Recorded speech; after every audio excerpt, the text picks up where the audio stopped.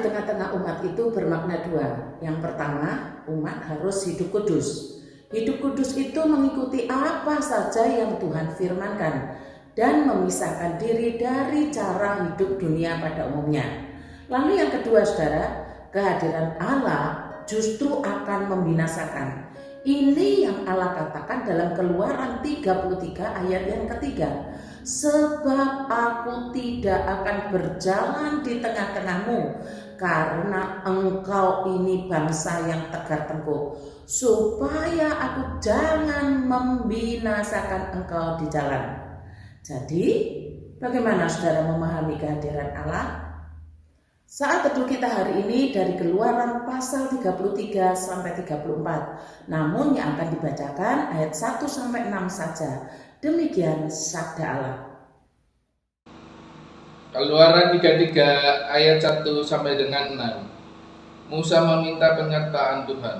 Berfirmanlah Tuhan kepada Musa, "Pergilah, berjalanlah dari sini, engkau dan bangsa itu yang telah kau pimpin keluar dari tanah Mesir, ke negeri yang telah kujanjikan dengan sumpah kepada Abraham, Ishak dan Yakub. Demikian, kepada keturunanmu lah akan kuberikan negeri itu. Aku akan mengutus seorang malaikat berjalan di depanmu, dan akan menghalau orang Kanaan, orang Amori, orang Het, orang Feris, orang Hewi, dan orang Yebus, yakni ke suatu negeri yang berlimpah-limpah susu dan madu. Sebab aku tidak akan berjalan di tengah-tengahmu, karena engkau ini bangsa yang tegar tengkuk, supaya aku jangan membinasakan engkau di jalan." Ketika bangsa itu mendengar ancaman yang mengerikan ini, berkabunglah mereka, dan seorang pun tidak ada yang memakai perhiasannya. Berfirmanlah Tuhan kepada Musa, "Katakanlah kepada orang Israel, kamu ini bangsa yang tegar tengkuk. Jika aku berjalan di tengah-tengahmu sesaat pun, tentulah aku akan membinasakan kamu. Oleh sebab itu, tanggalkanlah perhiasanmu, maka aku akan melihat apa yang akan kulakukan kepadamu." Demikianlah orang Israel tidak memakai perhiasan-perhiasan lagi sejak dari Gunung Horeb. Penyertaan Tuhan, semua orang yang mengaku percaya pasti menanti-nantikan penyertaan Tuhan. Namun yang kurang dipahami itu adalah apa saja sih artinya mohon penyertaan Tuhan itu apa? Hari ini saudara, semoga saudara-saudara bertambah-tambah di dalam pengetahuan iman saudara. Yang pertama, Allah memperlakukan umatnya, miliknya, itu memang khusus. Allah sendiri yang berjanji diam di antara umatnya. Ini yang membedakan dengan mereka yang Allahnya bukanlah Allah yang dijelaskan Alkitab. Doa Musa kepada Allah menegaskan keistimewaan itu. Begini bunyinya saudara, Keluaran 33 ayat 15 sampai 16. Berkatalah Musa kepadanya, "Jika engkau sendiri tidak membimbing kami, janganlah suruh kami berangkat dari sini. Dari manakah gerangan akan diketahui bahwa aku telah mendapat kasih karunia di hadapanmu, yakni aku dengan umatmu ini? Bukankah karena engkau berjalan bersama-sama dengan kami, sehingga kami, aku dengan umatmu ini, dibedakan dari segala bangsa yang ada di muka bumi ini?" Jelas ya saudara? Saya garis bawahi satu pernyataan, sehingga kami, aku dengan umatmu ini, dibedakan dari segala bangsa yang ada di muka bumi. Lalu yang kedua saudara, Allah adalah Allah. Allah yang Maha Kudus, Maha Tinggi, Maha Mulia. Namun Allah yang Maha Tinggi, yang Maha Kudus dan Maha Mulia itu mau tinggal bersama di antara umatnya. Maka umat ini harus hidup kudus. Demikian sabda Allah, Imamat 20 ayat 26. "Kuduslah kamu bagiku, sebab aku ini Tuhan, kudus, dan aku telah memisahkan kamu dari bangsa-bangsa lain supaya kamu menjadi milikku." Hidup kudus itu apa sih? Hidup kudus itu bukan suci bersih tanpa noda tanpa dosa, bukan. Lah wong kita ini masih di dunia kok. Kita ini baru berhenti dari perbuatan dosa itu setelah kematian menjemput. Nah, hidup kudus itu adalah sekalipun kita masih bisa berbuat dosa, tetapi selama hidup di dunia ini kita mau mengikuti perintah-perintah Allah, kita mau menuruti hukum-hukum Allah, kita mau menaati firman-Nya. Ingat saudara, firman itu yang menyucikan kita. Dan yang paling penting juga, cara hidup kita harus cara hidup Kristus. Cara hidup orang yang dilahirkan baru. Cara hidup orang yang benar-benar memisahkan diri dengan cara hidup dunia ini. Misalnya saudara, kita ini sudah bawaan sejak lahir itu suka berbohong, tidak jujur, mau menang sendiri, mementingkan diri sendiri dan lain-lain. Itu bawaan kita sejak lahir. Tetapi karena kita ini umat, dipilih menjadi milik Allah, maka firman Tuhan itu mengatakan dan mengajarkan jangan berbohong, jangan berdusta. Melainkan apa? Mengutamakan kepentingan Kristus dan gerejanya. Kan firman berkata seperti itu.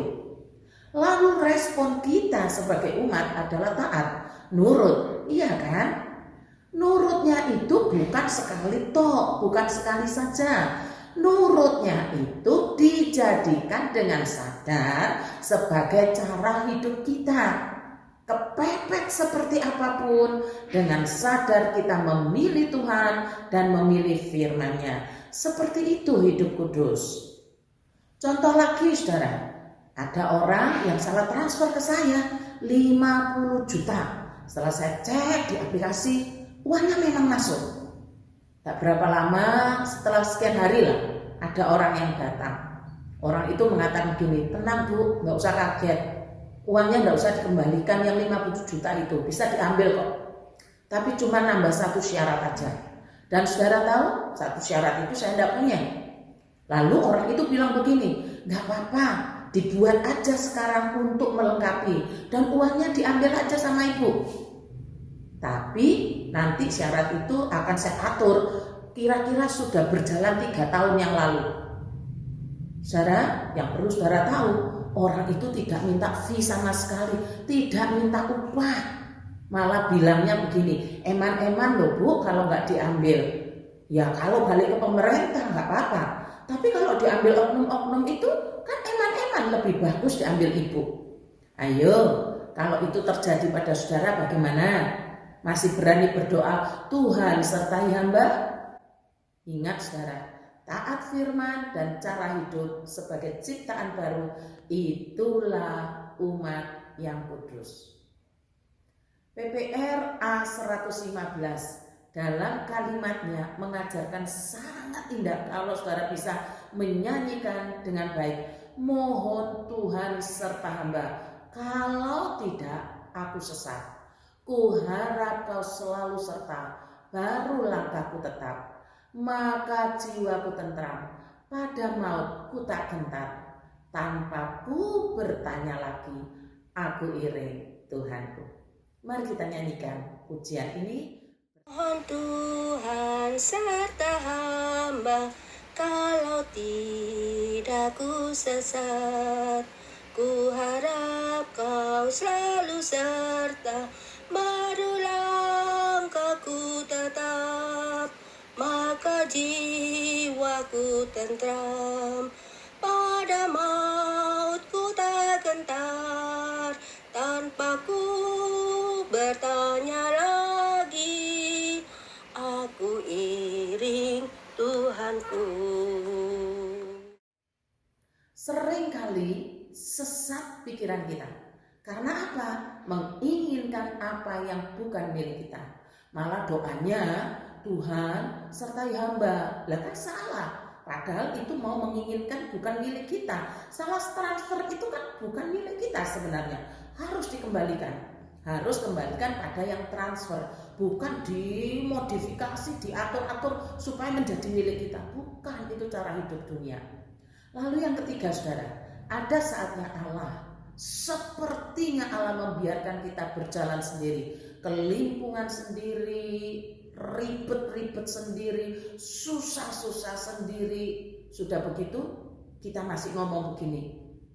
Ada jemaat ya saudara ngomong begini ke saya, kenapa ya Tuhan kok perlakukan saya seperti ini? Rasanya hidup saya ini kok ribet, ruwet banget. Kenapa ya Nah ini salah satunya ya. Salah satunya disebabkan Allah tidak mau menghanguskan kita. Allah tidak mau membinasakan kita.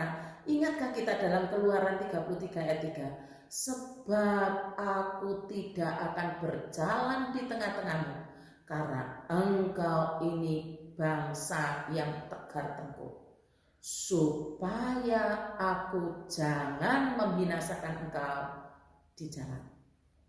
Jadi harusnya bagaimana? Bertobat jawabannya. Jadi umat yang benar di mata Allah, patuh dengan firman-Nya. Tempuhlah cara hidup manusia baru di dalam Kristus. Cara hidup itu bersumber dari cara berpikir kita tentang Allah yang Maha Besar. Tuhan memberkati. Selamat ulang tahun Ibu Chiang Guat Ying atau Ibu Chan Ying. Mintalah penyertaannya, tapi pahami dulu apa artinya. Mari kita berdoa. Ya Allah Tuhan kami bersyukur bahwa Engkau memilih kami sebagai milik-Mu yang disebut umat. Namun yang seringkali kami lupakan itu, ada tanggung jawab untuk hidup kudus.